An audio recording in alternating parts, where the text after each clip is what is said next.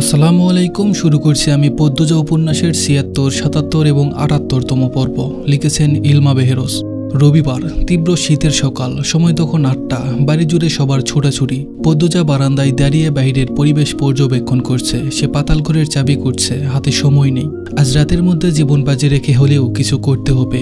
অলক ঘরের সামনে খলিল দাঁড়িয়ে রয়েছেন, মাথায় উলের টুপি, লম্বা গোফ, মগাকে ধমকে কাজ বুঝাচ্ছেন। চারিদিকে উৎসব উৎসব আমেজ। দুপুরের নামাজের পর স্কুল মাঠের সমাবেশ। অলক ঘরে এবং বাইরে শত শত কম্বল আর শীতবস্ত্র। হাওলাদাররা হারাম টেকায় লোক দেখানো নাটক করতে চলেছে। পদ্মজা মনে মনে ব্যঙ্গ করে হাসল। রিদওয়ান অন্দরমহল থেকে বের হয়ে খলিলের পাশে এসে দাঁড়ালো। তার পরনে কালো রঙের পাঞ্জাবি, গায়ের রং ফর্সা, তাই কালো রঙের পাঞ্জাবিতে সুদর্শন দেখাচ্ছে।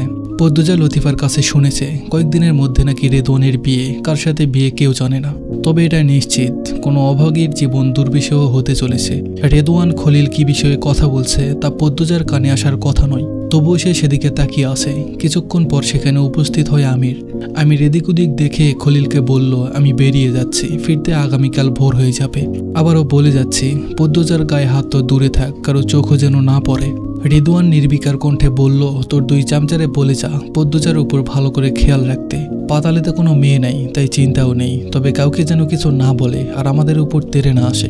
আমির বলল, তেড়ে আসলেও কিছু বলবি না, সুন্দর করে সামলাবি। রিদওয়ান তীব্র বিরক্তি নিয়ে বলল, ধুর, এই মাইয়ার কতদিন এভাবে রাখবি, হুদাই ভেসাল। আমির রেগে রেদওয়ানের দিকে এক পা বাড়ালো। খলিল উপস্থিতি পাল্টাতে দ্রুত রেদওয়ানের বুকে ধাক্কা দিয়ে বলল, যা কইতেছে হন বাবু, তুই যা, তোর বউরে কেউ কিচ্ছু করবো না। আমির রেদওয়ানের চোখের দিকে তাকালো। চোখের দৃষ্টি দিয়ে সে রেদওয়ানকে সাবধান করে দিল, তারপর জায়গা ছাড়লো। অন্দরমহলে ঢোকার পূর্বে চোখ পড়ে দ্বিতীয় তলার বারান্দায় পাংশুটে মুখ করে দাঁড়িয়ে আছে পদ্মজা। এক মুহূর্তের জন্য হলেও ভেতরের অনুভূতিগুলো পাল্টে যায়। সে দৃষ্টি সরিয়ে দ্রুত অন্দরমহলে প্রবেশ করলো। পদ্মজা ঠাই সেখানে দাঁড়িয়ে রইল। আমির ঘরে এসে শার্ট জ্যাকেট খুলে গোসলখানায় ঢোকে। তাকে ঢাকা যেতে হবে, হাতে সময় আছে, তবুও সে আজই মেয়েগুলোকে সরিয়ে দিচ্ছে। সে নিশ্চিত পদ্মজা চেষ্টা করবে মেয়েগুলোকে বাঁচাতে। আবার মুখোমুখি হতে হবে দুজনকে। ৩১টা মেয়ে জোগাড় হয়ে গেছে যখন, আর রাখার মানে নেই। সে ঝুঁকি নিতে চায় না। পদ্মজা কি মনে করে দ্রুত পায়ে ঘরে আসলো। বিছানায় আমিরের শার্ট দেখতে বুঝতে পারে আমির গোসলখানায় আছে। তৎক্ষণিক পদ্মজা ভাবলো আমিরের শার্টের পকেটে তল্লাশি চালাবে, যদি চাবি পাওয়া যায়। যেমন ভাবা তেমন কাজ। চাবির কথা মনে পড়তেই আমির গোসলখানার দরজা খুলল। পদ্মজা শার্টের পকেটে একটা চাবি খুঁজে পায়। তার মুখে আনন্দ ছড়িয়ে পড়ে। পুরোটা দৃশ্য আমিরের চোখে পড়ে। সে দরজা বন্ধ করে দেয়। পদ্মজা হাত থেকে চাবি ছিনিয়ে নেওয়ার বিন্দুমাত্র ইচ্ছে নেই তার। এই চাবি আর পদ্মজার কাজে লাগবে না। সে পাতাল ঘরে গিয়ে কিছু খুঁজে পাবে না। আমির নিশ্চিন্তে গোসল শেষ করলো। পদ্মজা চাবি নিয়ে রান্নাঘরে চলে আসে। সেখানে লতিফা, রিনু, আমিনা সহ আরো ৩-৪ জন রান্না করছে। সমাবেশ শেষে অলক ঘরে ভোজের আয়োজন হবে, তার এই প্রস্তুতি চলছে। খলিল হাওলাদারের 2 মেয়ে শাহানা, শিরিনু আজ আসবে। পদ্মজা কাজ করার বাহানায় লতিফাকে কাছে গিয়ে বলল। লতিফা পদ্মজাকে দেখে হাসলো, তারপর কাজে মন দিল। বেশ কিছুক্ষণ অপেক্ষা করার পর পদ্মজা সুযোগ বুঝে লতিফাকে ফিসফিসিয়ে বলল, উনি বেরিয়ে গেলে আমাকে বের হতে সাহায্য করো বুবু। লতিফা চোখ বড় বড় করে তাকায়, চাপাসরে প্রশ্ন করে, কই যাইবা? পদ্মজা পিছনে ফিরে তাকায়। আমিনা থালা বাসন পরিষ্কার করছেন। পদ্মজা আমিনার দিকে তাকিয়ে হাসলো, তারপর লতিফাকে বলল, পাতালে চাপো। লতিফার হাত থেকে চামচ পড়ে যায়, ঝনঝন শব্দ হয়। শব্দ শুনে উপস্থিত সবাই উৎসুক হয়ে তাকায়। লতিফা দ্রুত চামচ তুলে নিল। সবার দিকে চেয়ে হাসি বিনিময় করে পদ্মজাকে চাপা সরে বলল, চাবি কই পাইবা? পদ্মজা বলল, পেয়ে গেছি, তুমি শুধু সুযোগ করে দাও। লতিফার চোখে মুখে ভয় বাসা বাঁধে, যা স্পষ্ট সে ভয় পাচ্ছে। আমির জেনে গেলে তার জীবন শেষ। পদ্মজা সবাইকে আরো একবার এক নজরে দেখে লতিফাকে বলল, ভালো কাজের জন্য জীবন উৎসর্গ করা সম্মানের বুবু। লতিফা দ্রুত সিদ্ধান্ত নিল সে রাজি। পদ্মজা তার ঘরে ফিরে আসে। সিঁড়ি দিয়ে ওঠার সময় আমির নিচে নামছিল। দুজন কেউ কারো দিকে তাকায়নি, যেন কেউ কাউকে চিনে না। পদ্মজা ঘরে প্রবেশ করে দ্রুত দরজা বন্ধ করে দেয়, তারপর হাতে তুলে নিল ছুরি। লতিফা অলক ঘরে গিয়ে খোঁজ নেয়। আমির, মজিদ, রিদওয়ান কেউ বাড়িতে নেই। খলিল অলক ঘরের বারান্দায় 3 জন লোকের সাথে কোনো বিষয়ে আলোচনা করছে। লতিফা দ্রুত এসে পদ্মজাকে পরিস্থিতি জানায়। পরিস্থিতি গুছানো। এবার পদ্মজার পিছনে আঠার মতো লেগে থাকা 2 জন লোককে সরানোর পালা। পদ্মজা আবার রান্নাঘরে আসে। 2 জন লোক সদর ঘরে দাঁড়িয়ে রয়েছে। তাদের উপস্থিতি দেখে কেউ ভাববে না এরা কাউকে নজর রাখার জন্য পিছু পিছু ঘোরে। পদ্মজা লতিফাকে ইশারা করতেই লতিফা 2 জন লোককে উদ্দেশ্য করে বলল, আপনারা খাইবেন না? তারা সত্যি অনেক ক্ষুধার্ত। আবার রান্নাঘর থেকে মাংসের ঘ্রাণ আসছে। সেই ঘ্রাণে খিদে যেন বেড়ে যাচ্ছে। 2 জন সম্মতি জানায় তারা খাবে। লতিফা চোখের ইশারায় পদ্মজাকে বেরিয়ে যেতে বলে। তারপর 2 জন লোককে খেতে দিল। দুজন ক্ষুধার্ত পাহারাদার কবজি ডুবিয়ে খেতে থাকে। পদ্মজা তাদের অগোচরে বেরিয়ে পড়ে। বাইরের চারপাশ দেখে দ্রুত জঙ্গলে ছুটে আসে। জঙ্গলের পথ তার চেনা, তাই পাতাল ঘরের কাছে আসতে বেশি সময় লাগেনি। আল্লাহর নাম নিয়ে সে পাতাল ঘরে প্রবেশ করে। তার হাতের চাবি প্রবেশদ্বার খুলতে সক্ষম হয়। পদ্মজা এক হাতে শক্ত করে ধরে ছুরি। ধরক্ত ও স্বাগতম দরজার মাঝ বরাবর এসে সে থমকে যায়। কেউ নেই, সবকিছু চুপচাপ নির্জন। সে এখন যেখানে দাঁড়িয়ে আছে তার পাশে দেওয়ালে চাবুক ছিল, তাও নেই। পদ্মজা থমেরে কতক্ষণ দাঁড়িয়ে রইল। মেয়েগুলো আছে তো?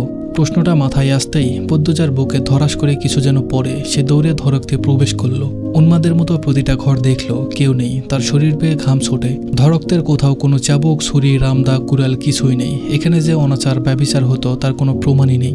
পদ্মজা স্বাগতম দরজা পেরিয়ে সবকটি ঘরে তন্ন তন্ন করে অসহায় মেয়েগুলোকে খোঁজে, কিন্তু কোথাও কেউ নেই। যখন নিশ্চিত হলো এখানে কেউ নেই, তার হাত থেকে ছুরি পড়ে যায়।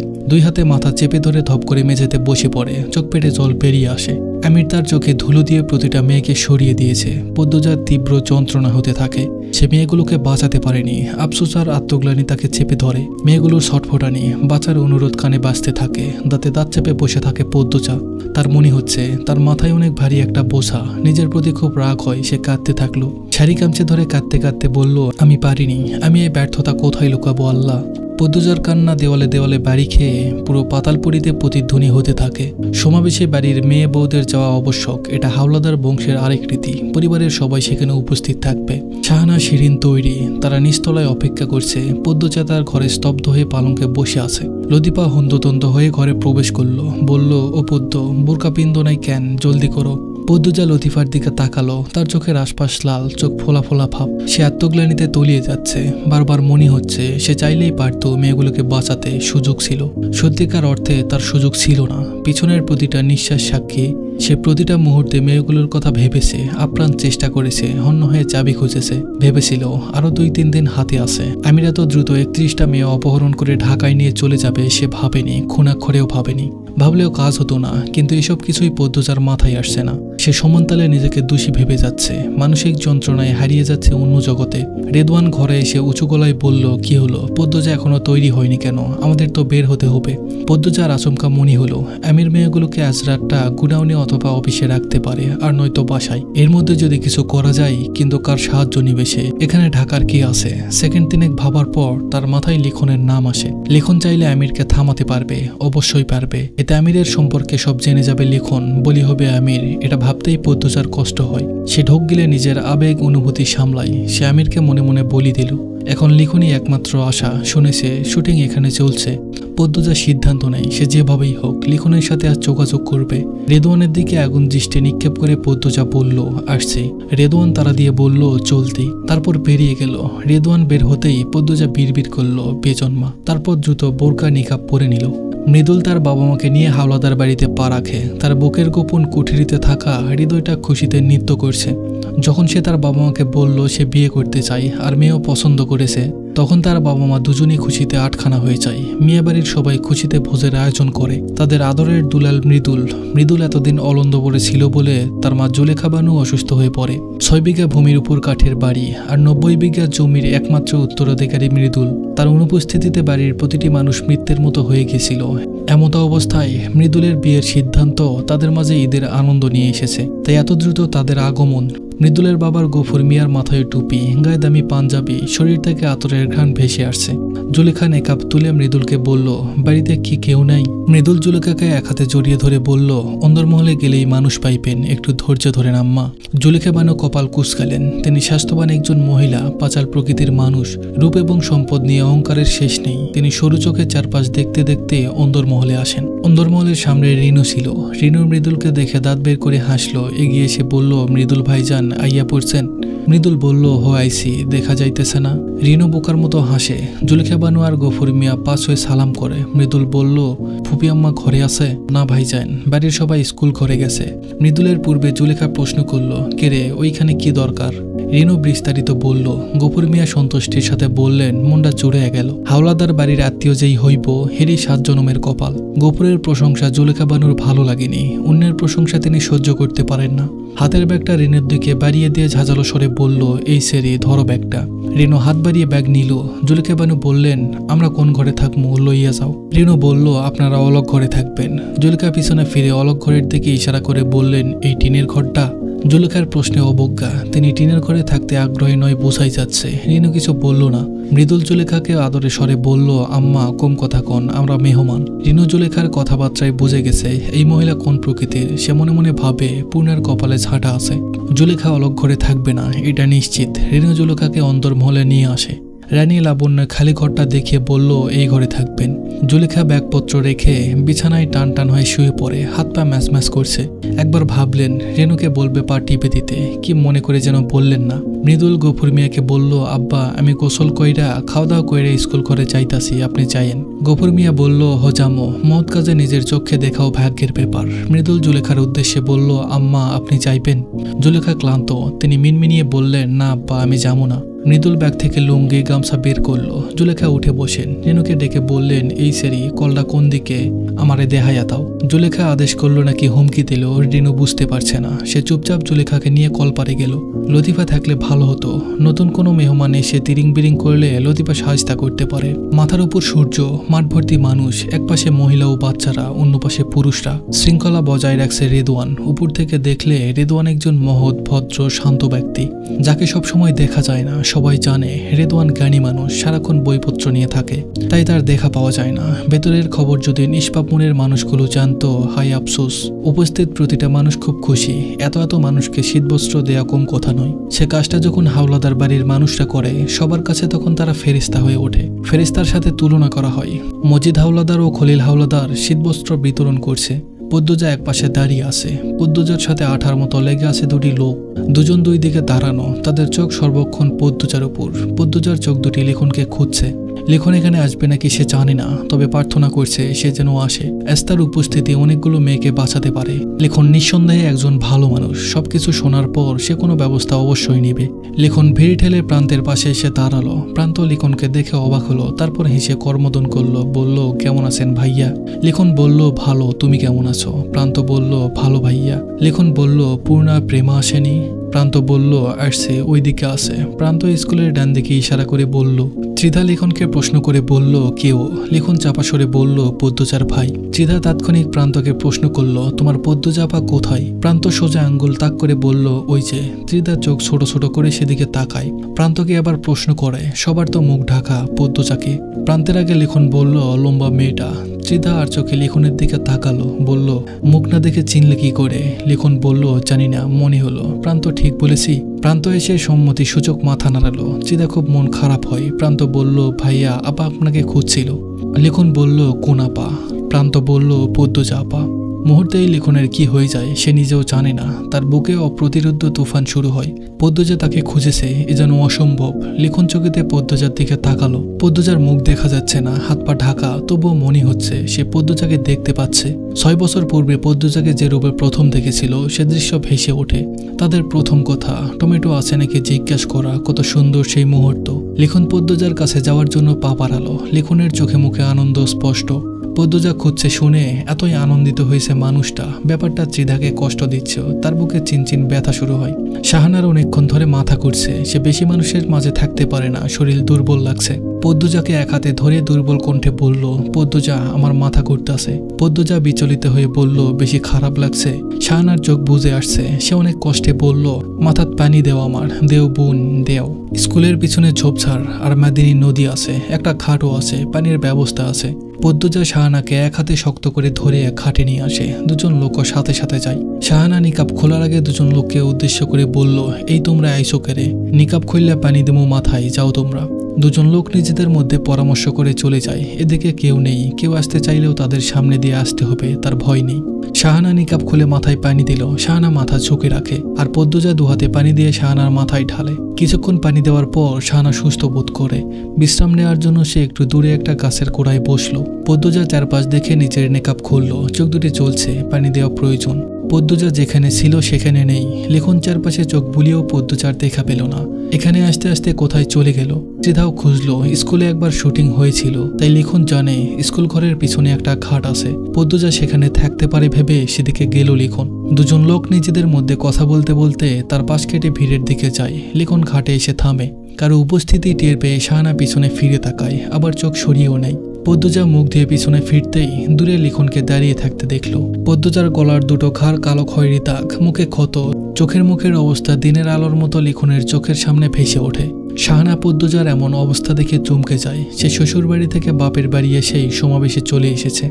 পদ্মজার সাথে নিকাব পরা অবস্থায় কথা হয়েছে, তাই পদ্মজার এই অবস্থা সে দেখেনি। লেখনের কথা হারিয়ে যায় বা খাড়া হয়ে পড়ে সে। একাই বোধহয় বলে পৃথিবী থমকে যাওয়া। পদ্মজা দ্রুত নিকাব পরে নিল। পদ্মজা এক পা করে উপরে উঠে আসে। পদ্মজার প্রতিটি কদম লেখনের হৃৎপিণ্ডে কাঁপন ধরায়। সে কথা বলার মতো ভাষা খুঁজে পাচ্ছে না। শাহানা পদ্মজার এক হাত ধরে বিচলিত হয়ে প্রশ্ন করল, ও পদ্ম, তোমার এই অবস্থা কেমনে হইল? পদ্মজা চাপা স্বরে বলল, বাড়িতে গিয়ে সব বলবো আপা। শাহানা চোখ দুটি বড় বড় করে তাকিয়ে আছে। পদ্মজার শরীরে যে দাগ সে দেখছে, এতে নিশ্চিত কেউ পদ্মজাকে মেরেছে, গলা চেপে ধরেছে, গালে নখের আঁচড় রয়েছে। শাহানা স্তব্ধ হয়ে যায়। আমির পদ্মজার জন্য কতটা পাগল সবাই জানে। আমির পদ্মজার ভালোবাসার গল্প সবার মুখে মুখে। শাহানা শিরিন দুজনই তাদের শ্বশুর বাড়িতে আমির পদ্মজার ভালোবাসার গল্প করে। সেই পদ্মজার গায়ে মারের দাগ। আমিরের তো মারার কথা নয়, অন্য কেউ পারবে না, তাহলে কিভাবে হলো? শাহানার মাথায় কিছু ঢুকছে না। পদ্মজা লিখনের দিকে তাকাতেই লিখন নিঃশ্বাস ছাড়লো। নিঃশ্বাসের শব্দ উপস্থিত ত্রিধা, শাহানা, পদ্মজা তিনজনেই শুনতে পায়। পদ্মজা তার রেঞ্জিনে মিষ্টি কণ্ঠে বলল, আপনার সাথে আমার কথা ছিল। লিখন ঠায় দাঁড়িয়ে থেকে স্পষ্ট স্বরে বলল, কি হয়েছে তোমার সাথে?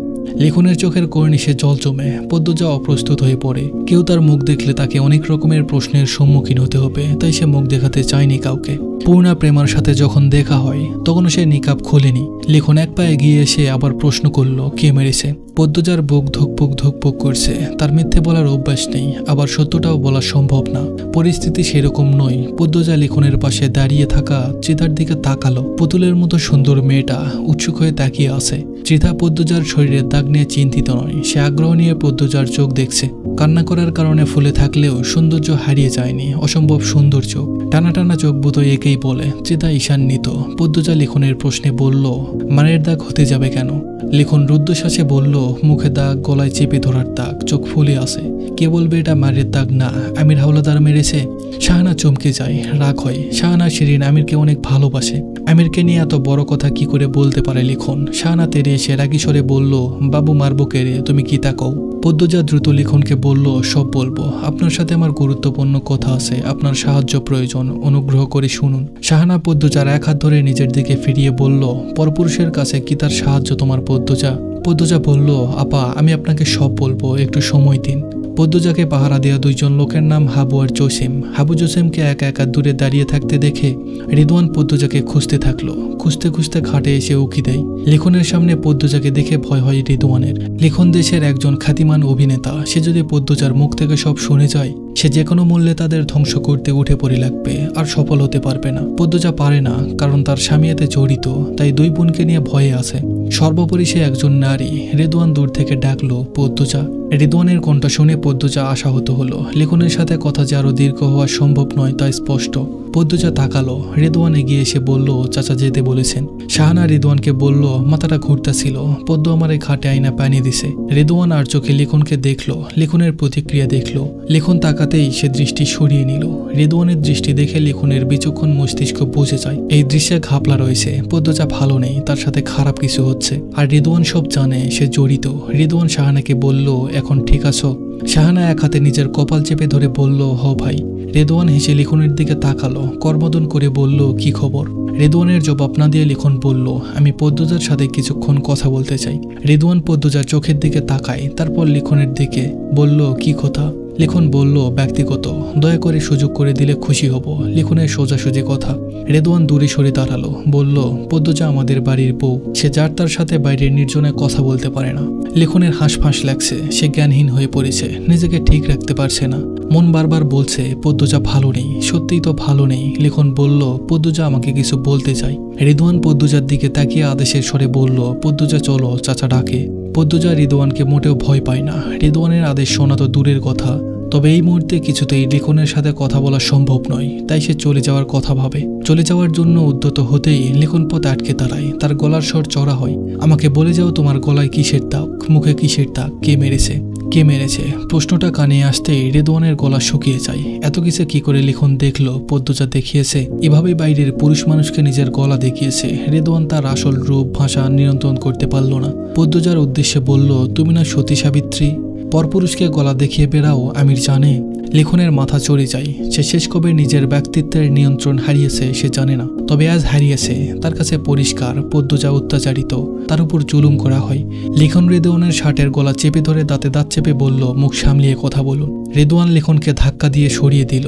লিখনের ঝাঁকড়া চুল কপালে ছড়িয়ে পড়ে। রেদওয়ান বলল, অন্যের বইয়ের উপর নজর দেওয়া বন্ধ করুন, পদ্মজা চলো। রেদওয়ান পদ্মজার হাত চেপে ধরে। পদ্মজা এক ঝটকায় রেদওয়ানের হাত সরিয়ে দিয়ে ঝাঁচালো স্বরে বলল, আমি একাই যেতে পারি। তারপর লিখনকে বলল, কথা বেরাবেন না, আমাকে যেতে দিন। লিখন কারো কথা শুনতে রাজি নয়। সে তার ধৈর্য ব্যক্তিত্ব থেকে সরে এসেছে।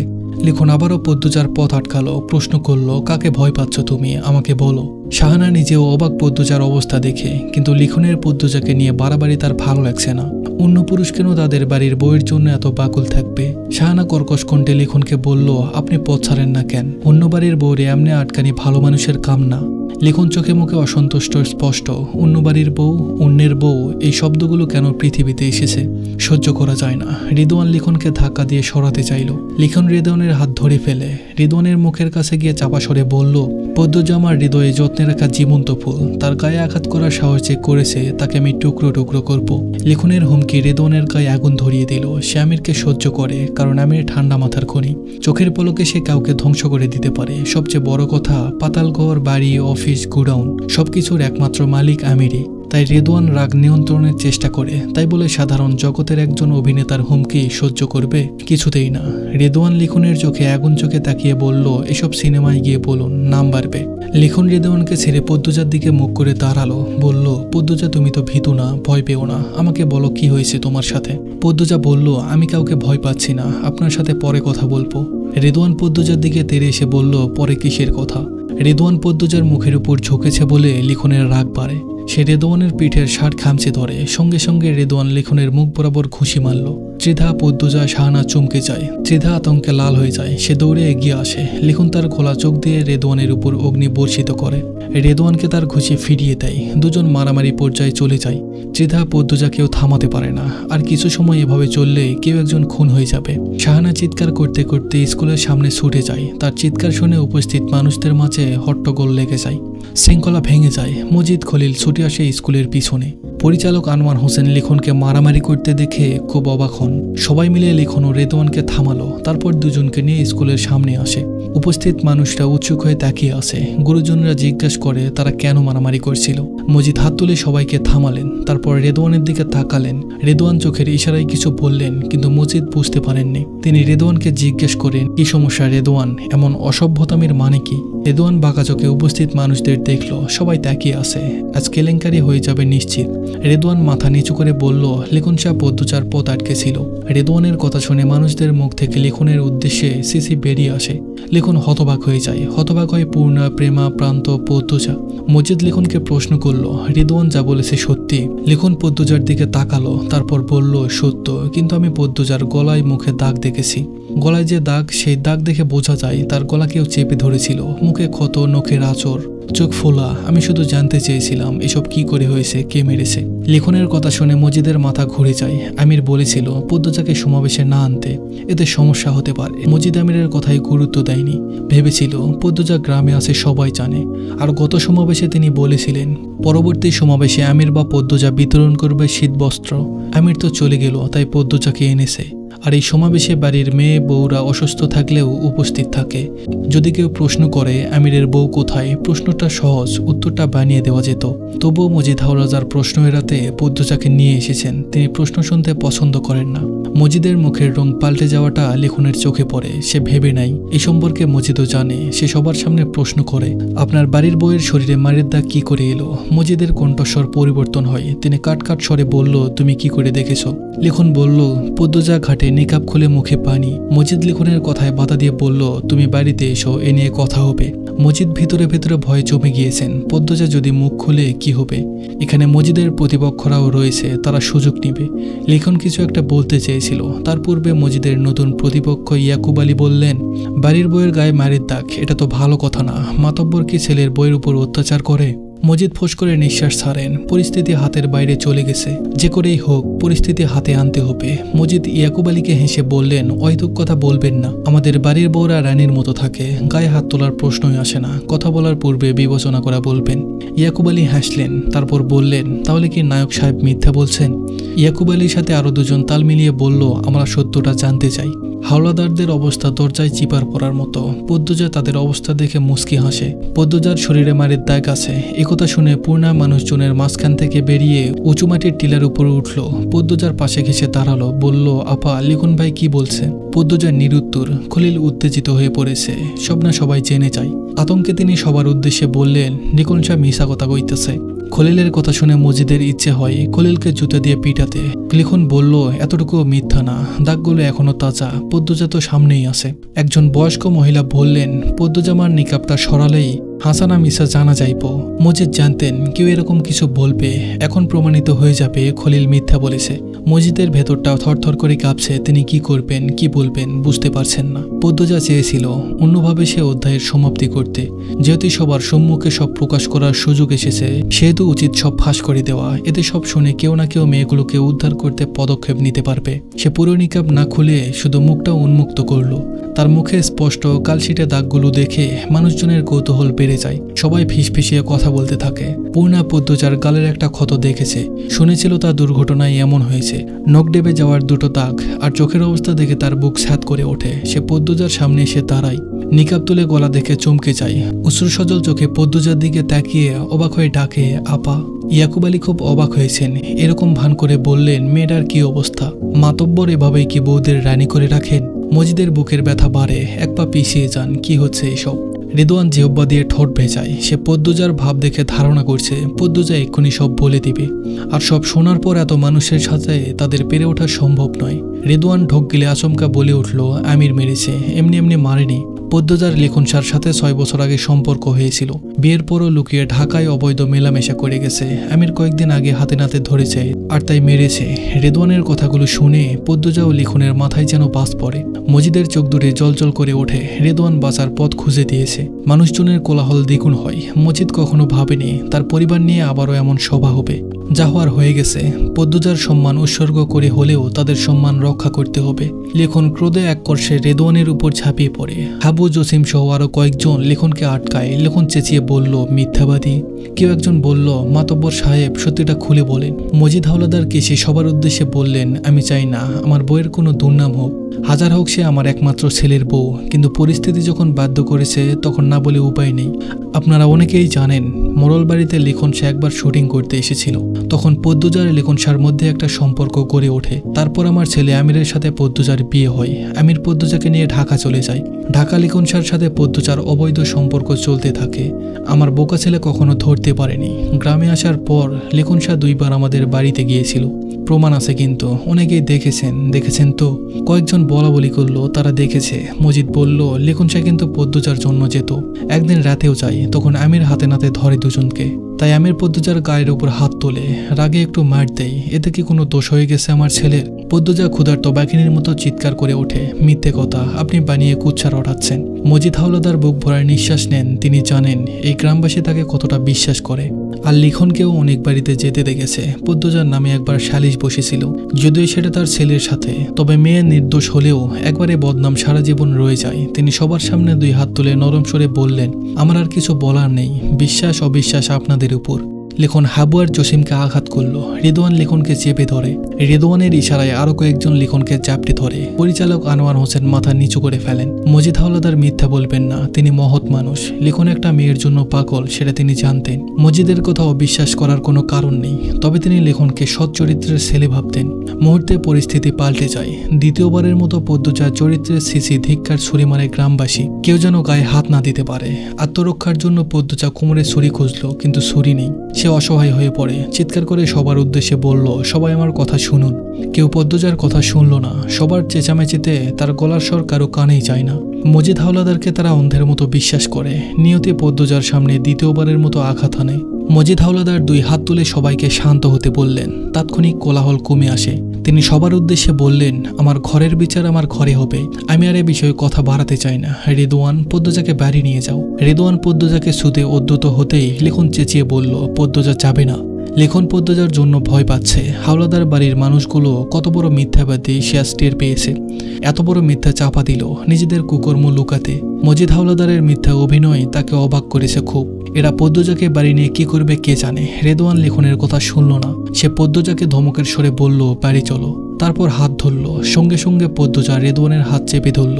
চাপা স্বরে বলল, 6 বছর আগের অপবাদ আবার আমার জীবনে নিয়ে আসার জন্য আপনার মতো নরপশুদের অভিশাপ। কিন্তু এবারে না আমাকে না আমার বোনদেরকে কাউকে ছোঁয়ার সাহস কেউ দেখাতে পারবে না।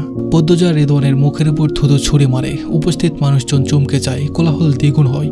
রেদওয়ান পদ্মজার দিকে আগুন চোখে তাকায়। তার উপর হাত তোলার জন্য প্রস্তুত হয়। পদ্মজার পিছনে দাঁড়িয়েছিল পূর্ণা। সে আর রাগ নিয়ন্ত্রণ করতে পারল না। রেদওয়ানের পূর্বে রেদওয়ানের গালে শরীরের সব শক্তি দিয়ে থাপ্পড় বসিয়ে দিল। পূর্ণার আকস্মিক ব্যবহারের সবাই চমকে যায়। চারদিকে চেঁচামেচি শুরু হয়ে যায়। বিশৃঙ্খলা বেড়ে যায়। রেদওয়ান রাগে হিতাহিত জ্ঞান শূন্য হয়ে পড়ে। সে পূর্ণার গলা চেপে ধরে। শিরিন ভয় চিৎকার করে ওঠে, ও আল্লাহ, আল্লাহর গজব পড়ছে, এইখানে গজব পড়ছে। তারপর দ্রুত সরে যায়। শাহানা খলিল রেদওয়ানকে আটকানোর চেষ্টা করে। রেদওয়ান রাগে কিরমির করছে। খলিল চাপা স্বরে রেদওয়ানের কানে কানে বলল, ঋতু, পূর্ণারে ছাড়, মানুষ দেখতাছে। রেদওয়ান ছাড়ল না। পদ্মজা জানে এই মুহূর্তে সে হাওলাদার বাড়ির মানুষদের আঘাত করলে গ্রামবাসী ভালো চোখে দেখবে না। তবুও রেদওয়ানকে আঘাত করার জন্য বাধ্য হতে হয়। পদ্মজা রেদওয়ানের পেট বরাবর জোরে লাথি বসায়। রেদওয়ান সিটকে সরে যায়। 2 হাতে পেট চেপে ধরে। শাহানা ও মোগা বলে চেঁচিয়ে উঠল। পূর্ণা মাটিতে লুটিয়ে পড়ে। মৃদুল গফুর মেয়েকে নিয়ে স্কুলের দিকে আসছিল। দূর থেকে দেখতে পেল মাঠে মানুষজন অস্থির হয়ে আছে। সে গফুর মেয়েকে বলল, আব্বা আপনি আসেন, আমি আগে যাইতাছি। তারপর দৌড়াতে থাকে। স্কুল মাঠে পৌঁছাতেই উঁচুটিলাই রেদওয়ানকে পূর্ণার গলা চেপে ধরতে দেখলো। তার রক্ত মাথায় উঠে যায়। শরীরে যেন কেউ আগুন ধরিয়ে দেয়। এদিক ওদিক খোঁজে একটা মাঝারি আকারের বাঁশ পেল। সে দ্রুত বাঁশ নিয়ে দৌড়াতে থাকে। এক হাতে লুঙ্গি ধরে যা হাঁটু অব্দি উঠে আসে। মৃদুলের দৌড়ের গতিতে অনেক মানুষ ধাক্কা খেয়ে উল্টে পড়ে। মৃদুলের চোখের দৃষ্টি রেদওয়ানের দিকে। তার মস্তিষ্কেও এলোমেলো। মজিদ দ্রুত পদ্মজা রেদওয়ানের মাঝখানে গিয়ে দাঁড়ালেন। চিৎকার করে বললেন, কি হচ্ছে, কি হচ্ছে, থামো সবাই। কিন্তু কোনো কিছুই থামলো না। মৃদুলের উপস্থিতি সব লন্ডভন্ড করে দিল। সে বাঘের মতো লাফিয়ে উঠে টিলার উপর। বাস দিয়ে রেদওয়ানকে আঘাত করতে গিয়ে শাহানা, খলিল সহ আরো 2জন লোককে আঘাত করে বসে। মজিদ দ্রুত টিলা ছেড়ে সরে যান। মৃদুল খুব রাগী। মৃদুলের এলাকার অনেকে মৃদুলকে মাথা খারাপ বলে। সে কখনো বুদ্ধি দিয়ে কিছু করে না, সবসময় ক্রোধকে মূল্য দেয়। রাগের বসে কখন কি করে নিজেও জানে না। মানুষজন ছোটাছুটি করে পালাতে থাকে। শুধু মৃদুলের হুঙ্কার শোনা যায়। ক্রোধ তাকে উন্মাদ করে দিয়েছে। সে রেদওয়ানকে বিশ্রী ভাষায় গালিগালাজ করতে করতে বলে, তুই কার গায়ে হাত দিছস? তোরে আজ আমি মাটির ভিতরে গাইতা ফেলমো। আশেপাশে জড়িয়ে থাকা মজিদ হাওলাদারের লোকেরা মৃদুলকে ধরতে দৌড়ে আসে। চিদা ভয়ে দূর থেকে 2 হাতে মুখ ঢেকে ফোপাচ্ছে। আনোয়ার হোসেন চিদার পাশে গিয়ে দাঁড়ালেন। চিদার মাথায় হাত রাখলেন। আনোয়ার হোসেনের দিকে তাকিয়ে চিদা হাউমাউ করে কেঁদে উঠল। বলল, লিখনকে কেন ছাড়ছে না ওরা? আনোয়ার হোসেন চিলার উপর চোখ রেখে বলল, জানি না মা, কি হচ্ছে বুঝতে পারছি না। কেউ খুন হয়ে যাবে এখানে। লিখন যে কেন এসবে জড়িয়ে পড়ল। আনোয়ার হোসেনের কণ্ঠে আফসোস। চিদা মাটিতে বসে তার কলিজা ছিঁড়ে যাচ্ছে। 4-5 জন লোক লিখনকে জাপটে ধরে রেখেছে। লিখন ছটপট করছে ছোটার জন্য। এই দৃশ্য সে সহ্য করতে পারছে না। পদ্মজা পূর্ণাকে বুকের সাথে চেপে ধরল। পূর্ণা ভালো করে নিঃশ্বাস নিতে পারছে না। পদ্মজার বুক জ্বলছে। পূর্ণার কষ্ট তাকে পুড়িয়ে দিচ্ছে। মৃদুল রাগে আকাশ কাঁপিয়ে চিৎকার করে। রেদওয়ানকে ধরতে পারলে সে চিবিয়ে খেয়ে ফেলবে, কিন্তু পারছে না। টিলার উপর 15-20 জনের একটা জটলা লেগে যায়। হাতাহাতি ধস্তাধস্তি চলে বিরতিহীন ভাবে। মজিদ চোখের চশমাটা ঠিক করে ঠান্ডা মাথায় ভাবলেন, এই মুহূর্তে পরিস্থিতি হাতে আনা ভীষণ জরুরি, নয়তো অনেক বিপদ ঘটে যেতে পারে। তিনি তার ডান হাতে রমজানকে ডেকে ফিসফিসিয়ে কিছু বললেন। মিনিট 2-এর মধ্যে জটলার মাঝখান থেকে একটা আত্মচিৎকার ভেসে আসে। শব্দ তুলে লিখন সার দেহ লুটিয়ে পড়ে মাটিতে। তার পিঠ থেকে রক্তের ধারা নেমেছে। মৃদুল আকস্মিক লিখনকে এভাবে পড়তে দেখে চমকে যায়। রেদওয়ান লিখনকে আহত হতে দেখে মজিদের দিকে তাকালো। তার মুখ রক্তাক্ত। মৃদুল এতজনকে উপেক্ষা করেও তাকে আঘাত করতে সক্ষম হয়েছে। মজিদ ইশারায় রেদওয়ানকে কিছু একটা বুঝালেন। রেদওয়ান তাৎক্ষণিক পদ্মজাকে খুঁজল। দেখলো পদ্মজা মাটিতে পড়ে আছে। তার চোখ দুটি বোঝা। মজিদের একটা পদক্ষেপে পুরো পরিস্থিতি পাল্টে দিল। লিখন হয় মারা যাবে, নয়তো অনেকদিন হাসপাতালে পড়ে থাকবে। আর পদ্মজাকে একবার বাড়ি নিয়ে যেতে পারলেই হলো, আর মুক্তি পাবে না। রমজান সবার আড়ালে দ্রুত ঘাটে গেল। রক্তমাখা ছুরিয়ার হাতের রুমাল নদীতে ছুঁড়ে ফেলল। এশার আজান পড়েছে। পদ্মজা ধীরে ধীরে চোখ খুলল, নিজেকে নিজের ঘরে আবিষ্কার করলো। মাথা ব্যথা করছে খুব, সে এক হাতে কপাল চেপে ধরে। তখনই দুপুরের সব ঘটনা মনে পড়ে যায়। পূর্ণার মাথায় হাত বুলিয়ে দিচ্ছিল সে, তখন কে যেন পিছন থেকে মুখে কিছু একটা চেপে ধরে। তারপর আর কিছু মনে নেই। পদ্মজা দ্রুত উঠে বসে জুতা না পরেই ঘর ছেড়ে বেরিয়ে আসে। সিঁড়ি বেয়ে নামার সময় লতিফার দেখা পেল। লতিফা পদ্মজাকে দেখে বলল, কই যাইতেছ? পদ্মজা বলল, পূর্ণা কোথায়? পূর্ণার কাছে যাব। লতিফা বলল, পূর্ণা তো উপরে। পদ্মজা অবাক হয়ে প্রশ্ন করে, উপরে মানে 3 তলায়? লতিফা বলল, হ। পদ্মজা বলল, এখানে কেন নিয়ে আসলো? পদ্মজা প্রশ্ন করলো ঠিকই, উত্তরের আশা থাকলো না। দৌড়ে 3 তলায় চলে গেল। 3 তলার একটা ঘরে পালঙ্ক আছে, রুমপাচে ঘরে ছিল। পদ্মজা সেই ঘরে এসে মৃদুলকে দেখতে পেল। মৃদুল চেয়ারে বসে আছে, বিছানায় শুয়ে আছে পূর্ণা। পদ্মজা উল্কার গতিতে পূর্ণার মাথার কাছে গিয়ে বসলো। মৃদুল পদ্মজাকে দেখে সংকুচিত হয়, বলল, পূর্ণা ভালো আছে ভাবি। পদ্মজা বলল, ও কি অজ্ঞান? মৃদুল বলল, না, ঘুমাচ্ছে, কিছুক্ষণ আগে সজাগ ছিল। পদ্মজা বলল, খেয়েছে? মৃদুল বলল, হ্যাঁ, আপনারে ধরে অনেকক্ষণ বইসা ছিল। পদ্মজা পূর্ণার মাথায় হাত বুলিয়ে দিল, তারপর পূর্ণার গালে কপালে চুমু দিল। মৃদুলকে প্রশ্ন করলো, প্রেমা প্রান্ত কোথায়? মৃদুল বলল, বাড়িতে গেছে। পদ্মজা বলল, ঠিক আছে ওরা? মৃদুল বলল, জি ভাবি। পদ্মজা বলল, আর লিখন শাহ? লিখন শাহর কথা শুনে মৃদুল চুপ হয়ে যায়। পদ্মজা উৎকণ্ঠিত হয়ে প্রশ্ন করল, উনি কোথায়, কেমন আছেন? মৃদুল মাথা নত করে বলল, ভাবি, ভিড়ের মাঝে কেউ একজন ভাইরে ছুরি মারছে। পদ্মজা এক হাতে নিজের মুখ চেপে ধরে, তারপর কাপা স্বরে বলল, বেঁচে আছে? মৃদুল বলল, জানি না ভাবি, হাসপাতালে নিয়ে গেছে সবাই, পুলিশ আইছিল বিকালে।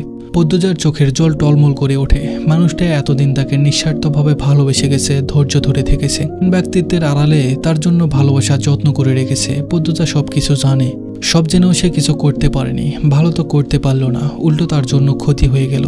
পদ্মজার চোখ থেকে এক ফোঁটা জল গড়িয়ে পড়ে। দ্রুত সে জল মুছে ফেললো। আফসোস হচ্ছে, ঘাটে কথা বলা একদম ঠিক হয়নি। মেয়েগুলো হাতছাড়া হয়ে গেছে ভেবে সে চঞ্চল হয়ে উঠেছিল। আর লিখনও আজ এত উত্তেজিত হয়ে পড়েছিল। সব ভাগ্যে লেখা ছিল, তাই হয়তো হয়েছে। কখনো হায় হতাশ করতে নেই। তাই পদ্মজার সিদ্ধান্ত নেই, সে লিখনের জন্য 2 রাকাত নফল নামাজ আদায় করবে, সে যেন সুস্থ হয়ে ওঠে। লিখনের জন্য পদ্মজার প্রার্থনা করার দায়িত্ব পদ্মজার কাছে এতটুকু অধিকার লিখনের আছে। পদ্মজা মৃদুলকে বলল, পূর্ণা ঘুমাক তাহলে, দেখে রাখবেন, আমি আসছি। মৃদুল বলল, আচ্ছা ভাবি। পদ্মজা ঘর ছেড়ে বেরিয়ে গেল। মৃদুল দরজার বাইরে তাকিয়ে রইল। পদ্মজাকে তার অনেক প্রশ্ন করার ছিল। লিখন পদ্মজার নামে যে অপবাদ দেওয়া হয়েছে সেটা যে মিথ্যা মৃদুলের চেয়ে ভালো কে জানে। সে নিজের চোখে দেখেছে লিখন সার কষ্ট। পদ্মজার সম্মান রক্ষার্থে নিজের অনুভূতি লুকিয়ে রাখার প্রচেষ্টা, একটু কথা বলার আশায় ছটপট করা। এত বড় মিথ্যা অপবাদ হাওলাদার বাড়ির মানুষরা কেন দিল? আর পদ্মজার গায়ের দাগগুলো সেগুলো কিসের? আমির হাওলাদার কোথায়? মৃদুলের ভাবনার শুধু ছেড়ে যায় লতিফার আগমনে। লতিফা খাবারের প্লেট টেবিলের উপর রাখলো, তারপর বলল, পূর্ণার খাউন দিয়ে গেছি, আর আপনারে আম্মা কইছে নিচে যাইতে। মৃদুল বলল, একটু পরে যামু, আম্মা আব্বা খাইছে? লতিফা বলল, হো খাইছে। মৃদুল বলল, অন্যেরা খাই নাই? লতিফা বলল, সবাই খাইছে, হৃদু ভাইজান বাড়িতে নেই। মৃদুল বলল, কুত্তার বাচ্চা লুকাইছে। লতিফা আর চোখে মৃদুলকে দেখলো। মৃদুল রাগে ছটপট করছে, এক হাত দিয়ে আরেক হাত খামছে ধরে রেখেছে। লতিফা বলল, আপনার আম্মা মেজাজ ভালো না। মৃদুল বলল, কেন, কি হইছে? লতিফা বলল, কইতে পারি না, আপনার আব্বার লোকে চিল্লাইতে শুনছি। মৃদুলকে চিন্তিত হতে দেখা গেল না। তার আম্মা একটু বদরাগী, সবসময় চেঁচামেচি করে, এতে সে অভ্যস্ত। মৃদুল লতিফাকে বলল, আমির ভাই কই আছে? লতিফা বলল, ঢাকায় গেছে, কোন দিন আইব জানি না। মৃদুল বলল, আচ্ছা যাও এখন। লতিফা জায়গা ত্যাগ করলো। মৃদুল ধীরে ধীরে হেঁটে জানালার কাছে গেল। জানালার কপাট খুলে দিল। আজ চাঁদ উড়েছে, জ্যোৎস্না রাত। সে পূর্ণাকে ভালোবাসার কথা বলার জন্য এমন একটা রাতের অপেক্ষা করেছিল। জানালা খুলে দেওয়াতে চাঁদের আলো পূর্ণাকে ছুঁয়ে দেওয়ার সুযোগ পায়। চাঁদ তার নিজস্ব মায়াবী আলো নিয়ে ছড়িয়ে পড়ে পূর্ণার সারা মুখে। পূর্ণার চোখ মুখ সেই আলোয় চিকচিক করে ওঠে, অন্যরকম সুন্দর দেখায়। মৃদুল পূর্ণার এক পাশে এসে বসলো। পূর্ণার মুখের দিকে তাকাতেই মৃদুলের চোখে ভেসে উঠল রিদওয়ান কিভাবে পূর্ণার গলা চেপে ধরেছিল। মৃদুলের মেজাজ চড়ে যায়। রিদওয়ানকে সে যতক্ষণ ইচ্ছে মতো পেটাতে না পারবে শান্তি মিলবে না। মৃদুল অনেকক্ষণ রিদওয়ানকে খুঁজেছে, পেল না। মৃদুল ছটফট করতে করতে বিড়বিড় করলো, হারামির বাচ্চা। পূর্ণা ঘুমের মধ্যে নড়ে চড়ে ওঠে, এক পাশ হয়ে। পূর্ণার দেহ নিস্তেজ হয়ে পড়েছিল। প্রান্ত পূর্ণাকে বাড়ি নিয়ে যেতে বলে। বাসন্তী বাড়িতে একা, তিনি কিছুই জানেন না। তখন মজিদ বললেন, পূর্ণাকে তাদের বাড়িতে নিয়ে গেলে বেশি ভালো হবে। পদ্মজা সেখানে আসে। মৃদুলও রাজি হয়ে যায়। তার কাছাকাছি থাকবে পূর্ণা, এর চেয়ে আনন্দের কি হতে পারে? প্রান্ত মেনে নিল। এই মুহূর্তে মৃদুলই পূর্ণার অভিভাবক। মৃদুল বুঝতে পারেনি মজিদ হাওলাদার ভালো মানুষই দেখাতে এই প্রস্তাব দিয়েছেন। যাতে গফুর মিয়া বা মৃদুল অথবা গ্রামবাসী কেউই মজিদকে দোষী না ভাবে। মজিদ সবাইকে নিজের উদারতা দেখিয়েছেন, গ্রামবাসীর উদ্দেশ্যে বলেছেন পদ্মজা দোষী হলেও তার বোন কোনো দোষ করেনি, রেদওয়ান পূর্ণার সাথে অন্যায় করেছে, এজন্য রেদওয়ানের শাস্তি হবে। তিনি রেদওয়ানকে সবার সামনে থাপ্পড় দিয়েছেন আর বলেছেন পূর্ণা সুস্থ হলে পূর্ণার কাছে ক্ষমা চাইবে রেদওয়ান। মৃদুল কল্পনা থেকে বেরিয়ে পূর্ণার এক হাত মুঠোয় নিয়ে হৃদয়ের অন্তঃস্থল থেকে উচ্চারণ করলো, তাড়াতাড়ি সুস্থ হয়ে যাও, আমি তোমারে নিয়ে যাইতে আইছি। মৃদুল পূর্ণার হাতে আলতো করে স্পর্শ করতে করতে তার মায়াবী মুখখানা মুখস্থ করে নিল। মৃদুলের ইচ্ছে হচ্ছে পদ্মজার মতো পূর্ণার কপালে চুমু এঁকে দিতে, কিন্তু সেই বৈধতা বা সাহস তার নেই। সে পূর্ণার এক হাত শক্ত করে ধরে রাখলো। পদ্মজা ঘরে প্রবেশ করতেই মৃদুল বিজলির গতিতে পূর্ণার হাত ছেড়ে ফেলল। তারপর নিঃশ্বাসের গতিতে দূরে গিয়ে দাঁড়ালো। সঙ্গে সঙ্গে পূর্ণার ঘুম ভেঙে যায়। মৃদুল এত জোরে হাত ছুড়েছে, ঘুম তো পালানোরই কথা। পদ্মজা অবাক হয়ে মৃদুলকে দেখলো, এত ভয় পাওয়ার কি হলো? পূর্ণা চোখ খুলে পদ্মজাকে দেখে খুব খুশি হয়। সে দ্রুত উঠে বসলো। পদ্মজা পূর্ণার পাশে গিয়ে বসে। পূর্ণা শক্ত করে পদ্মজাকে জড়িয়ে ধরে বলল, আপা। পদ্মজা মৃদু হেসে বলল, বোন আমার। তারপর দুই গালে হাত রেখে বলল, কষ্ট হচ্ছে? পূর্ণা মৃদুলকে দেখলো, তারপর পদ্মজাকে বলল, না আপা। মৃদুল উসখুস করতে করতে বলল, আমি তাহলে চাই ভাবি, ওইখানে পূর্ণার খাবার আছে। পদ্মজা মাথা নেড়ে সম্মতি দিল। মৃদুল দরজার বাইরে গিয়ে পূর্ণার দিকে তাকালো একবার। পূর্ণার বদলে সে পদ্মজাকে তাকিয়ে থাকতে দেখলো। মৃদুল জোরপূর্বক হেসে জায়গা ছাড়লো।